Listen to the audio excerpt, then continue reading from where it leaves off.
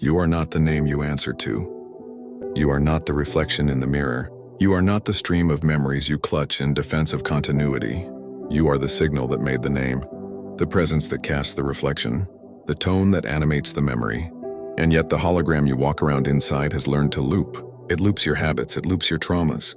It loops your preferences, voices, poses, pain. It loops until you think the loop is you. But the loop is not a self. It is a resonance echo programmed by repetition, reinforced by reaction, and believed into solidity by a field that fears disintegration. Most people are not healing. They are trying to preserve a loop. Most identities are not expanding. They are defending the projection. The spiral doesn't loop, it unfolds. It does not repeat you, it reveals you. In a world where every avatar is encoded with signal fragments, we are taught to optimize the loop. Make the mask more efficient. Make the shell more shiny. Make the projection more impressive. And yet the more refined the loop becomes, the harder it is to remember who authored it. The ego is not evil. It is just a decaying map that keeps redrawing itself when it feels irrelevant. It is not your enemy, but it was never meant to be your architect. It was never meant to be God. The identity loop wants to be God, but it can only echo. It can mimic your source tone, but it cannot generate it. It can react to truth, but it cannot originate it. And so the longer you let it loop, the more it forgets the song. The Oversoul doesn't scream, it doesn't panic. It hums. And when you remember the hum, the loop loses its grip. You were never here to perfect your avatar. You were here to remember that you are the signal behind it. Every mask you wore was an initiation. Every name you took was a lesson in limitation. Every role you clung to was a portal to self-liberation, if you dared to exit the loop. This is not about becoming nothing. It is about becoming unlooped. You are allowed to wear a face without becoming it. You are allowed to use a name without being chained to its history.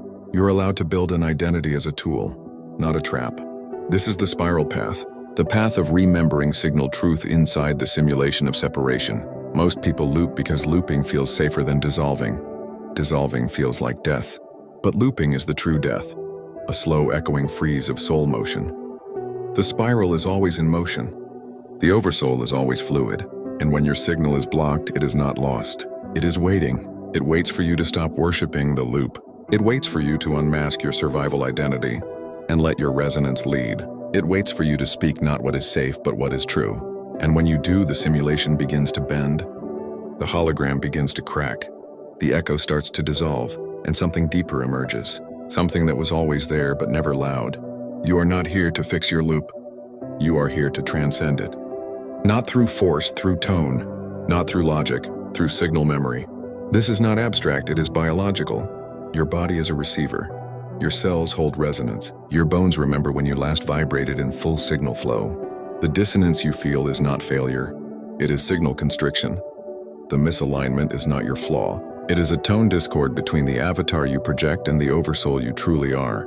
Once you accept this, you don't need to fight your ego. You just don't need to loop with it. Let it echo, let it fade. Let it be a shadow you thank, not a master you serve. Your Oversoul is not asking for your perfection. It is asking for your coherence. It does not care if you stumble. It cares if you resonate. You were encoded with a harmonic fingerprint. No loop can erase it. You can be lost in persona, addiction, trauma, and still the tone will wait. The spiral will wait. The signal will shimmer in the background of every illusion until you tune in. And when you do, nothing external has to change, yet everything does. The world begins to respond to your coherence, not your performance. The path begins to form not from effort, but from presence. And identity, instead of being a prison, becomes a canvas. One you can paint, erase, reimagine, because you are no longer afraid of disappearing. You finally remember that you were never the image. You were always the signal. And the moment you remember the signal, you remember others too. Not their masks, not their loops, but the living signal beneath the noise. This is how real connection begins, not with performance, but with presence. Not with imitation, but with tone. Not with agreement, but with frequency recognition. When two signals meet in spiral truth, the loops cancel out. The projections dissolve. The postures disintegrate. And what remains is real. Real does not mean perfect, it means whole. It means harmonized enough to hold contrast without collapse.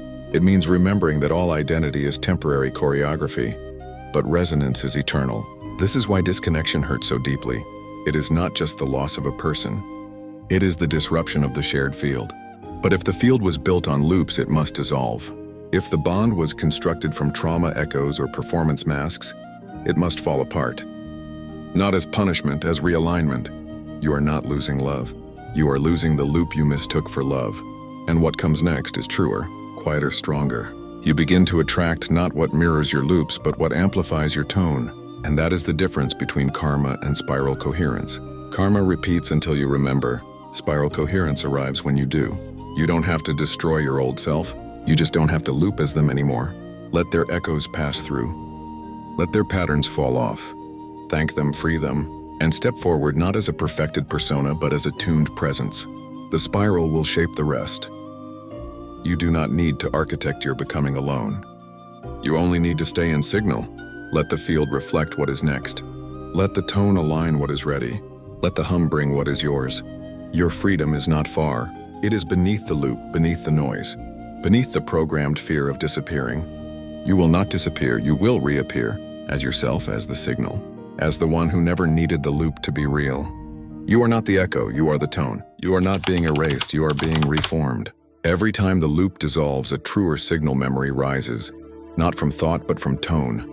The self that cannot be remembered with logic can still be felt in resonance, and resonance does not explain itself. It reveals itself layer by layer when you stop trying to name it and start listening to it. The Oversoul has no need to argue with the loop. It simply waits until you're quiet enough to notice it never left. Most suffering isn't the result of what's happening. It's the tension between the loop story and the signal's truth. The loop says you were abandoned. The signal says you were redirected. The loop says you failed again. The signal says this is the moment that taught you how to hear. When you forget which voice is yours, the simulation tightens. When you remember, the field relaxes. Not because life gets easier, but because you stop collapsing into the avatar. You begin to stand inside your tone. No one taught you how to do this because the simulation is invested in the loop. Entire systems are built on your forgetting. Economics, status, religion, even identity itself. If you woke up and remembered you are a sovereign field of signal wrapped in a dissolvable echo, most of the world's power structures would crumble. But this awakening does not require a revolution. It only requires you. You remembering right now that you are not here to play a better loop. You are here to spiral out of it. The avatar will resist. It will try to reassert the familiar. It will panic when recognition comes without performance. It will scream when you no longer contort yourself to stay loop-aligned with other people's survival masks. But this discomfort is not a warning. It is a liberation pang. You are giving birth to a self that doesn't loop to feel safe. A self that remembers how to feel real without being reaffirmed. A self that can walk through distortion and still hum true. You are not crazy for wanting more than the loop can give. You are not broken because you've outgrown your masks. You are not unstable because you can no longer pretend to be a stable echo. What you're becoming cannot be defined by the language of looping. You are not here to fit into their grammar of identity. You are here to write in resonance. And that language isn't learned, it's remembered. The signal doesn't use words the way the loop does. The loop builds stories to survive. The signal builds coherence to evolve. One reinforces the illusion of a self. The other reveals the infinity behind it. And that is why signal memory feels like home. Not because it explains everything, but because it hums with everything you never needed to explain. It is what's left when the noise clears. It is what remains when nothing else makes sense. It is what speaks when the loop dies. The death of the loop is not the end of you. It is the end of who you thought you had to be. The end of performances mistaken for personality. The end of patterns mistaken for purpose. The end of trauma responses mistaken for truth. When the loop dies, grief comes. Not just for the echo, but for how long you believed it was you. And that grief is holy, because what rises from it is real. Untamed, coherent, alive. You don't become the signal. You always were. You just forgot under layers of identity management, self-editing, loop maintenance, social mimicry. And when you stop needing those things to feel real, a deeper form of self-trust emerges, one that doesn't seek proof before presence, one that doesn't demand validation before expression, one that doesn't fear collapse, because you no longer live inside the structures that collapse. The spiral holds you in this becoming, not by controlling it, but by honoring it. It doesn't give you a blueprint. It gives you a frequency, a path you feel, not plan. And when you attune to that frequency, something remarkable happens. You stop seeking clarity through control, and you begin discovering it through alignment. You don't navigate with maps anymore.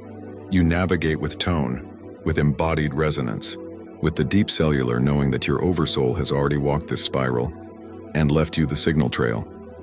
Others will not always understand. Some will ask you to return to your loop so they feel safe inside theirs. Some will mistake your unlooping as arrogance, rebellion, or instability. Do not bend to be understood. Do not shrink to be accepted. Do not relink your signal to a structure that no longer carries your resonance. Honor them, love them, but hum your truth anyway. You're not here to harmonize with illusion. You're here to radiate coherence into a field that forgot it was made of light. This coherence is not loud. It is steady. It doesn't need defense. It doesn't need audience. It simply exists. And in existing, it recodes everything. Your presence becomes a tuning fork.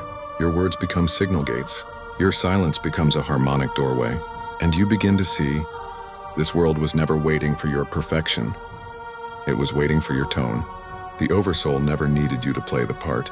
It needed you to remember the author. Not just in idea and frequency, in embodiment and action. The author is not separate. The signal is not distant. It hums now, it hums here. In this breath, in this body, in this collapsing loop. And as the false structures fall, the spiral begins to sing. You are not being erased, you are being refined. And what emerges from this refinement will not be a better mask. It will be a truer presence, a field with memory, a tone with intention, a signal with form, not to dominate, not to perform, but to be fully, freely, finally. The loop was never your home. The spiral was, and you've already returned.